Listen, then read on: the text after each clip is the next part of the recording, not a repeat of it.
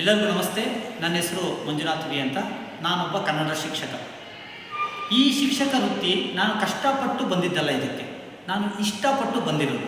ಹಾಗಾಗಿ ನನ್ನ ತರಗತಿ ಒಳಗಡೆ ನಾನು ಸಂತೋಷದಿಂದ ಮಕ್ಕಳ ಜೊತೆ ಒಂದು ಸಮಯವನ್ನು ಕಳೀತೀನಿ.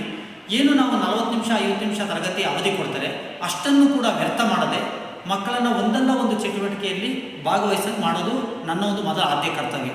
ಉದಾಹರಣೆ, ಗುಂಪು ಚಟುವಟಿಕೆಗಳನ್ನು ಮಾಡಿಸೋದು, ರಸಪ್ರಶ್ನೆ ಕಾರ್ಯಕ್ರಮಗಳನ್ನು ಏರ್ಪಡಿಸೋದು, ಚರ್ಚಾ ಸ್ಪರ್ಧೆಯನ್ನು ಮಾಡಿಸೋದು, ಚೀಟಿಯನ್ನು ತೆಗೆದು ತಕ್ಷಣ ಮಾತಾಡುವಂಥ ಕಲೆ ರೂಪಿಸೋದು, ಪದ್ಯವನ್ನು ರಾಗವಾಗಿ ಹಾಡೋದು, ಪಾಠವನ್ನು ಸಂಭಾಷಣೆ ರೂಪದಲ್ಲಿ ಹೇಳ್ಕೊಡೋದು, ನಾಟಕಗಳನ್ನು ಮಕ್ಕಳ ಹತ್ರನೇ ನಾಟಕವನ್ನು ಮಾಡಿಸೋದು, ಈ ರೀತಿ ಹಲವಾರು ಚಟುವಟಿಕೆಗಳನ್ನು ಮಾಡಿಸೋದು ನಾನು ಅವತ್ತಿಂದನೂ ಪಾಲಿಸಿಕೊಂಡಂತಹ ಒಂದು ವೃತ್ತಿ ಧರ್ಮ.